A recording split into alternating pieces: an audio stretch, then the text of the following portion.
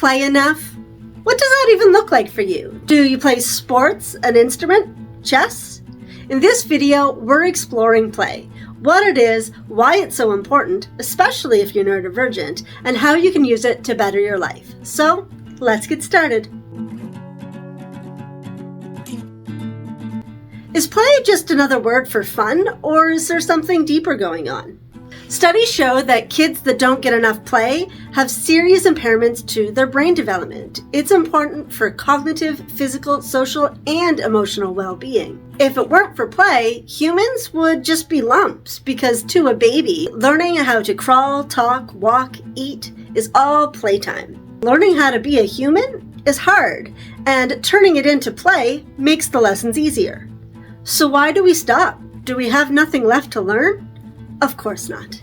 But we do go through a phase where we think we have nothing left to learn. Teenagers are notorious for thinking they've got it all figured out. But this isn't just to make them more obnoxious. That's just a bonus.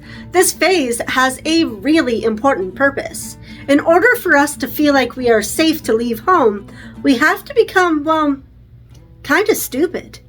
Your brain needs to go through a period where we lose the ability to assess risk and we think we have all the answers. It's interesting that the kids that don't give up play, whether they're playing sports, playing an instrument, or even playing in the school musical, tend to take less risks.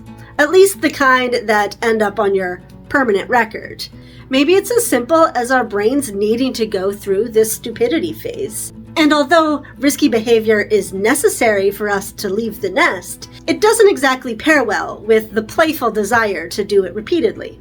Babies fall over and over again, and they happily, playfully get themselves back up and try again. Playfully crashing our parents' car just so we learn how to drive probably isn't going to help with the survival of our species. Giving up play for risk when we are venturing out on our own makes sense. The problem is that we don't return to play when we're adults. We become so risk-averse that it's debilitating, and we can't even relax with a video game or a board game with friends without feeling the pressure to grow up.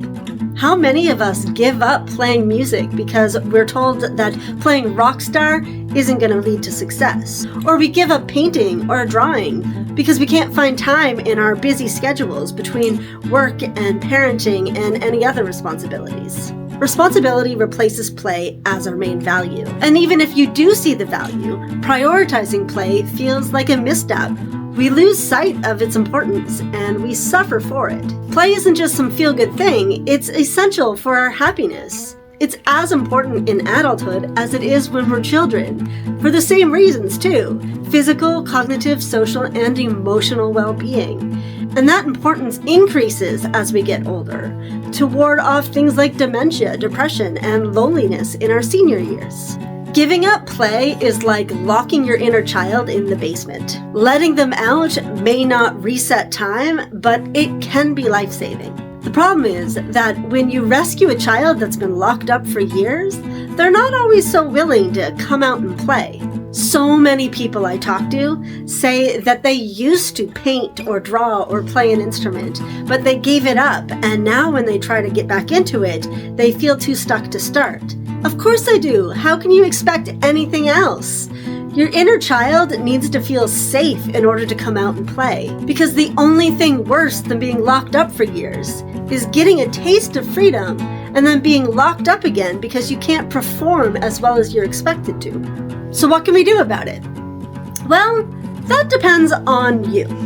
If you used to play basketball every day after school, taking a pottery class probably isn't going to cut it. But you could try joining a recreational league, or if that still feels like too much, get one of those garbage cans that has a hoop built into it. Is it silly? Yes. Is it a brilliant way to reconnect with your inner child and start playing? Also, yes. Play is simple and natural, and it can happen anywhere.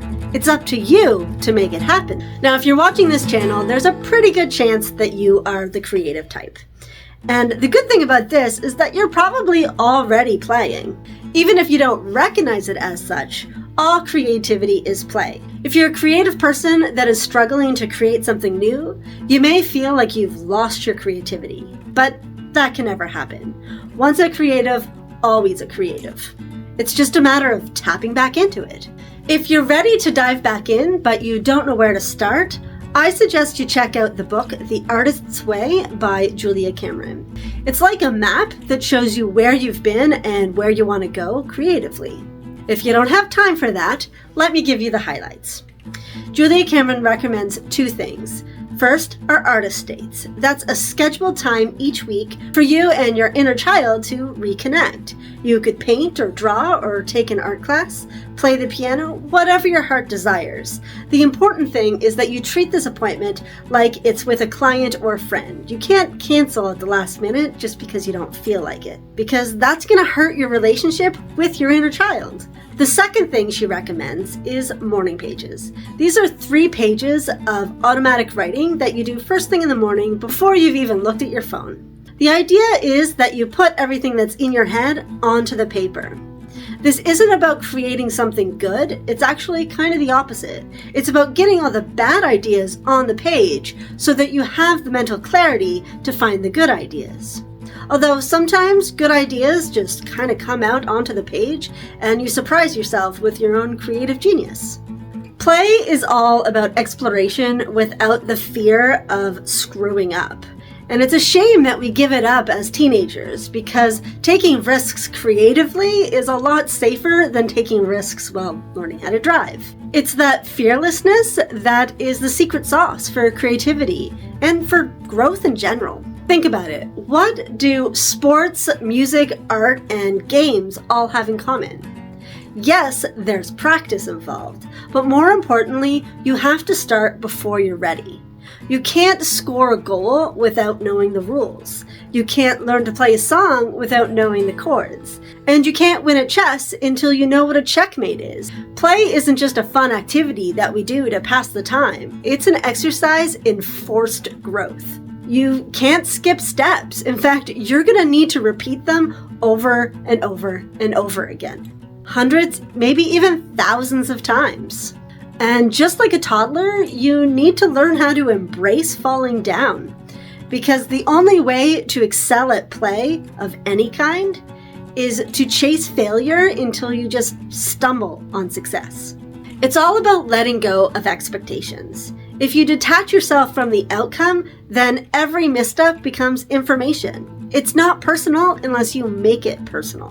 Because losing a game says nothing about what you'll be able to accomplish in the future, unless you stop playing. And that's great advice if you're already on the field. But what if you feel completely devoid of play? Maybe you're burnt out, depressed, or perhaps life has just made you painfully serious. What then? Get experimental, whether it's in the art room, the jam space, the kitchen, or the gym. Sample the unknown. Try new art techniques, genres of music, taste new foods, and try out new exercise routines. Do you prefer deadlifting or Pilates? You don't know until you try them both out. And getting out of your comfort zone is the first step in finding something or someone to play with. Also, look for your joy, because play is probably close by. Whether it's dancing, singing, laughing, traveling, and even parenting can unlock your inner child and get them playing again. This is especially true for neurodivergents because we don't fit in the world, so we have more to learn about ourselves, what works for us, and where we fit in. So we need to keep experimenting until we figure out what works and doesn't work for our divergent minds. And keeping that playful is going to mean the difference between whether we enjoy that process or not. Thanks for watching. I'm Kristen. This is Creatively Divergent. Please like, share, subscribe, all that good stuff, and I'll see you next week. Bye.